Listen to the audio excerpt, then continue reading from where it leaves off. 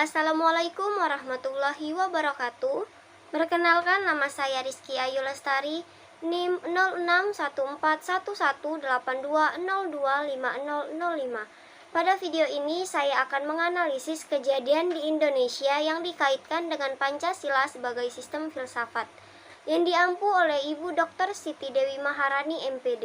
Baiklah, saya akan menganalisis kasus tragis siswa SD di Madura yang tewas dibunuh dengan pedang samurai karena motif dendam.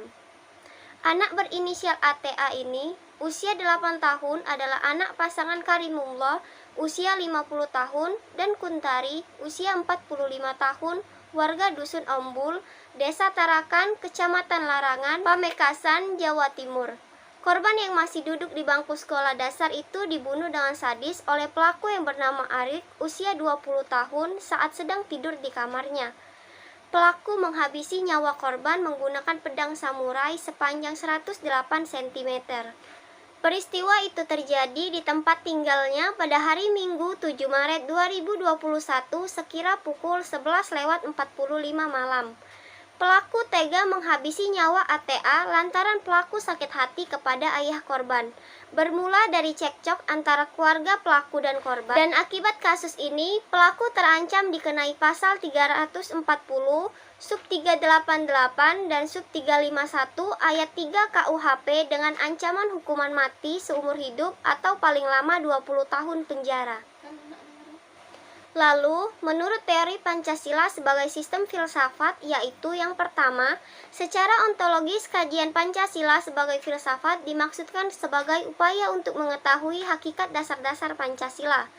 Yang kedua, kajian epistemologi filsafat Pancasila dimaksudkan sebagai upaya untuk mencari hakikat Pancasila sebagai suatu sistem pengetahuan. Yang ketiga, kajian aksiologi filsafat Pancasila pada hakikatnya membahas nilai praksis atau manfaat suatu pengetahuan mengenai Pancasila. Dan berikut analisa kasus ini dalam teori filsafat Pancasila mengenai kasus tersebut.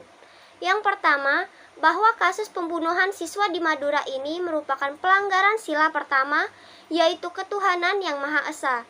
Dalam sila ini bertujuan supaya setiap individu masyarakat Indonesia bisa bebas memeluk agama sesuai dengan kepercayaan mereka masing-masing, dan juga beribadah sesuai agama dan bisa saling menumbuhkan rasa toleransi kepada agama lain. Dan di dalam agama apapun pasti diajarkan hal yang dilarang dan harus dijauhi, termasuk pembunuhan. Kita sebagai bangsa Indonesia yang menekankan nilai-nilai moral dan keagamaan, maka kita sebagai makhluk ciptaan Tuhan yang mempunyai akal budi, tidak mempunyai hak untuk menyabut nyawa seseorang.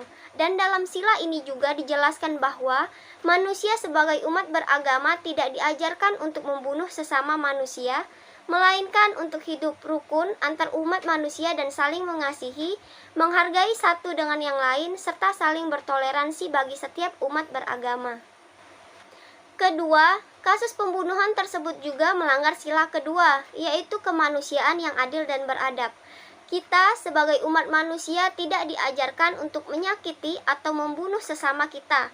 Dan sila ini juga menjelaskan bahwa kita sebagai umat manusia yang diciptakan Tuhan yang Maha Esa harus memperlakukan manusia sesuai dengan harkat dan martabatnya sebagai makhluk Tuhan, serta mengakui persamaan derajat, persamaan hak, dan kewajiban manusia sebagai insan yang berakal budi dan menghargai hak asasi setiap individu.